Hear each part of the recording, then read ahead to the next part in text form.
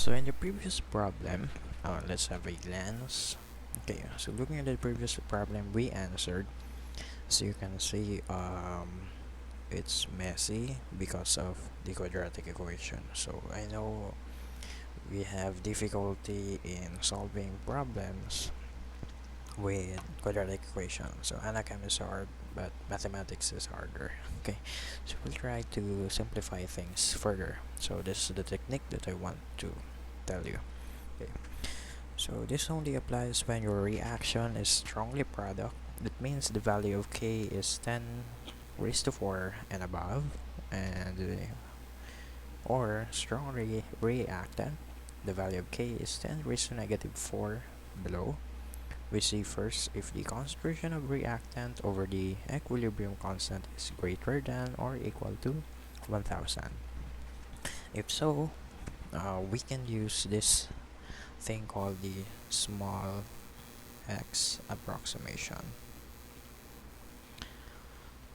So the word is approximation. That means we are just assuming things, or we are just assuming the value of x that we are solving is small. That means we can neglect that term and solve it easier without doing quadratic equation at all. So later on we'll see what does that mean. Okay, so if this applies, if this condition applies, we can use the small x approximation. If not, you have to do this. Okay, so let's try. So let's see if we can do the small x approximation in this problem. Let's use the space small x. Okay, small x approximation. Okay, so according to the small x approximation, you have to see first if the value of the equilibrium constant is 10 raised to negative 4. Okay, so looking at this is 10 raised to negative 4, so we're good. And what else? We have to see if the concentration of your reactant, this one, divided by this one, is greater than 1000. So let's try.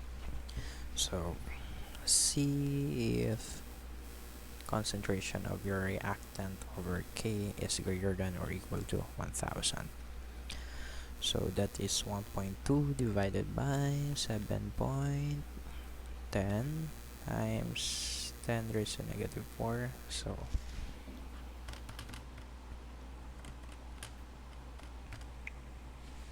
that's 1690.14. Okay, so as we can see, the ratio of the concentration and the equilibrium constant is greater than 1000. So can we use the small x approximation? Okay, so yes, we can use this. We can use the small x approximation. So are we going to do this? Okay, still we have to write the ice table.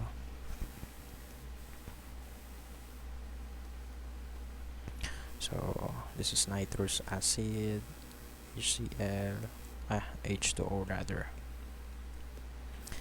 EQ, H2O, in equilibrium with H3O, and nitrite ion. Okay, so yeah, we're going still the same. So this is 1.2. We're not going to fill out any information for the liquid. 0, this is 0, this is minus x plus x plus x, 1.2 minus x plus x and plus x. Okay, so that's the idea. Okay, so where is the small x approximation going to happen? Okay, so recall that the equilibrium constant is equal to the concentration of the hydronium ion and the nitrite ion over the concentration of your nitrous acid. Then we are going to plug in these terms. we're going to plug in them into the k. Okay, so this is 7.10 times 10 raised to negative 4 equal x times x over 1.2 minus x. Okay, if you could recall, this is the term that made the equation much difficult to solve, because this part of the equation allows us to use quadratic equation. However, for small x approximation, we're just going to assume that the value of this x is small. Okay, so we're going to assume the value of x is small.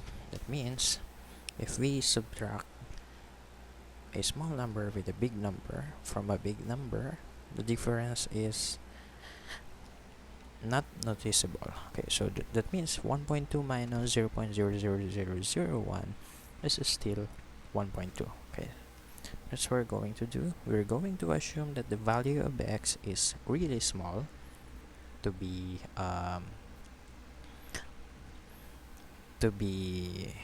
changing the concentration that much. Okay, so what we're going to do, we're going to erase the minus x term here. So this is the small x approximation. I'm going to omit this part. Okay, so I can simplify the equation. Okay, so let's transpose this into that side. Times 1.2 is equals to x squared. So as you can see, no more quadratic equation is needed, because this is just x squared, this is just a number. To solve for x, we're just going to get the square root of the sides. Okay, so very easy. So this x squared equals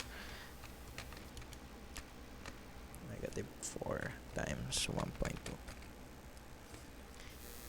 8.52 times 10 raised to negative 4. So to solve for x, we're not going to do what we have done previously. Instead, we are going to just obtain the square root of both sides of the equation. So that is x equals 0.02919.